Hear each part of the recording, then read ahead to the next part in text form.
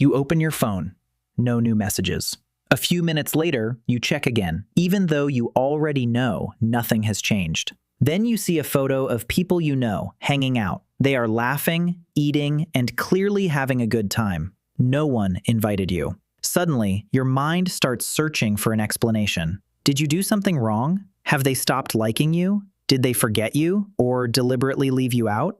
Logically, you know you are safe. You still have food, shelter, and access to almost anything you need. But your body may not react as if this is a harmless social moment. Your stomach drops. Your chest tightens. You replay old conversations, searching for the exact moment things changed. So, why can being ignored, excluded, or friendless feel so threatening? One answer may be hidden in the timeline of human history. Modern humans have existed for roughly 300,000 years. Agriculture began only around 12,000 years ago. That means the human brain spent most of its history adapting to a world very different from ours. A world without hospitals, supermarkets, or emergency services. And in that world, being left out carried consequences that are easy to underestimate today. Researchers demonstrated this with a strangely basic experiment called cyberball. Participants entered a brain scanner and played a computer game in which 3 figures passed a virtual ball. At first, the participant received the ball normally. Then, the other 2 figures stopped passing it to them.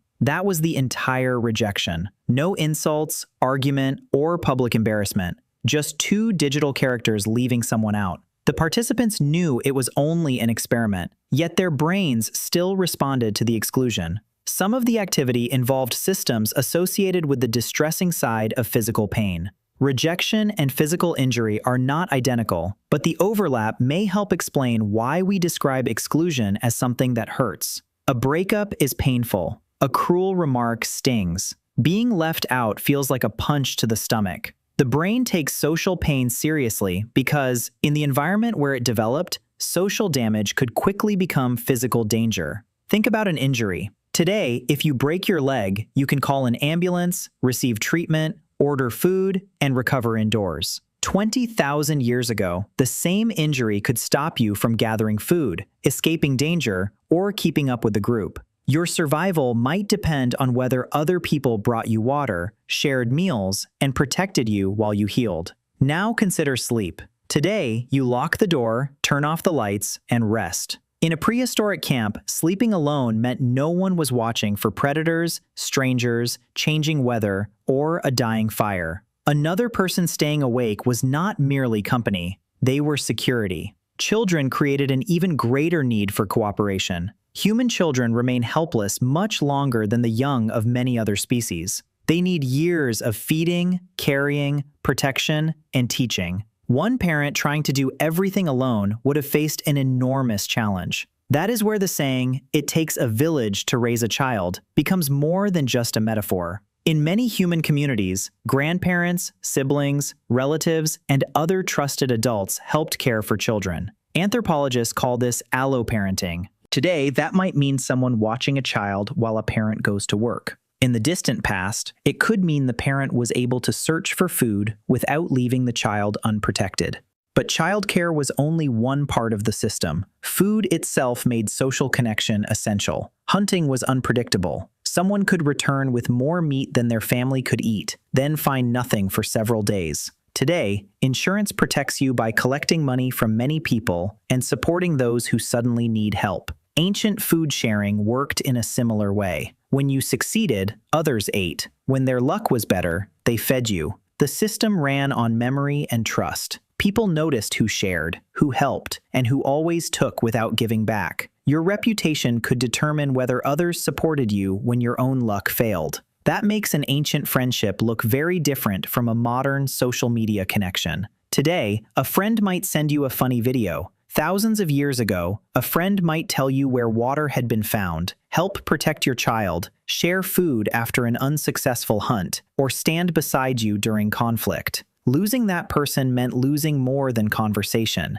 It could mean losing part of your safety net. Over many generations, humans who noticed weakening relationships may have been more likely to repair them before the consequences became serious. That is where loneliness may have become useful. It may work like hunger. Hunger pushes you toward food. Thirst pushes you toward water. Loneliness may push you toward people. The feeling is unpleasant because an easily ignored signal would not be very effective. But there is a flaw in that system. Loneliness does not always make people more social. Sometimes it makes them more defensive. A delayed reply starts to look deliberate. A quiet expression seems judgmental. Two friends meeting without you feels like proof that you are being replaced. The mind begins searching for rejection before rejection has happened. That response could have been useful in a small ancestral group. If people stopped sharing with you, avoided sitting near you, or excluded you from important information, noticing quickly mattered. Today, the same sensitivity can misread ordinary situations. A friend may be busy, someone may be tired, a message may have been forgotten, but the lonely mind often fills missing information with the most threatening explanation. Then a cycle begins. You fear rejection, so you become quiet. You stop sending messages because you do not want to look desperate. You decline invitations because you expect to feel awkward.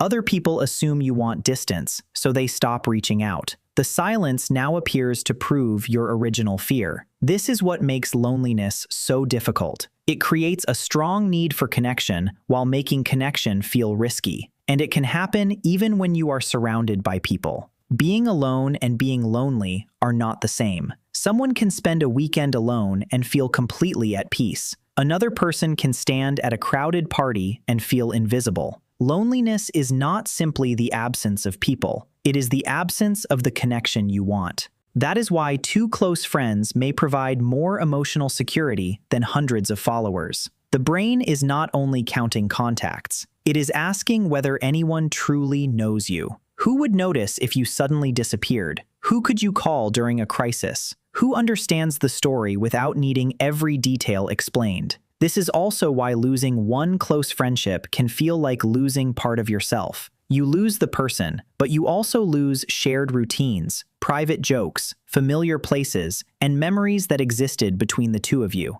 They knew older versions of you. Around them, you did not need to introduce yourself from the beginning. Modern technology complicates this ancient need. It allows us to survive with less direct cooperation than ever before. You can work from home, have meals delivered, ask the internet for advice, and entertain yourself without seeing another person. In practical terms, humans have become remarkably independent. Emotionally, however, we are still built for belonging. Technology also makes exclusion impossible to ignore. Before, you might never have known that people met without you. Now you can watch it happen through photos and videos while they are still together. The contrast with your own empty room can feel brutal. Once again, an ancient warning system receives a modern signal it was never designed to interpret.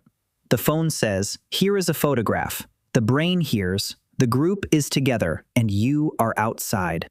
This does not mean every lonely feeling is accurate. A delayed reply is not banishment. Missing one invitation does not mean you have lost your social support. But the emotional alarm was designed to get your attention, not to offer a calm and balanced interpretation. Understanding that can create a little distance from the feeling. It allows you to say, "This hurts, but it may not mean what my brain is telling me it means." It also helps explain why the answer to loneliness is not necessarily popularity. Humans do not need an audience as much as they need trust. For most people, close friendship grows through repetition rather than instant connection.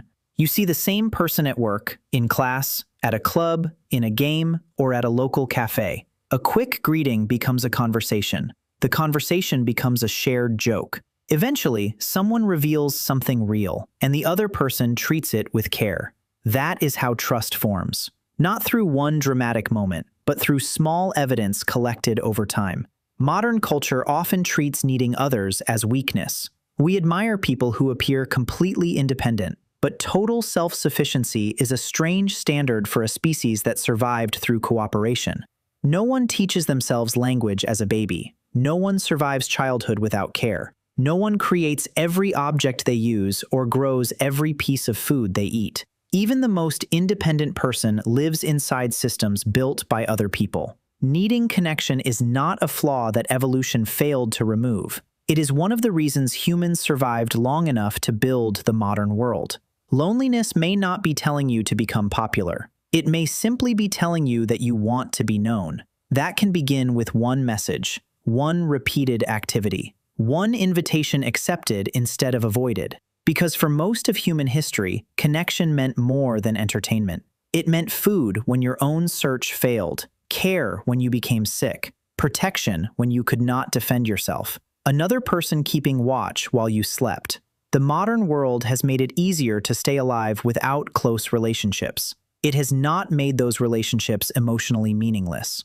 And perhaps the deepest reason loneliness hurts is that part of us still believes one ancient truth. We are safer when we do not face the world alone. For more videos exploring the ancient instincts behind modern human behavior, like this video and subscribe.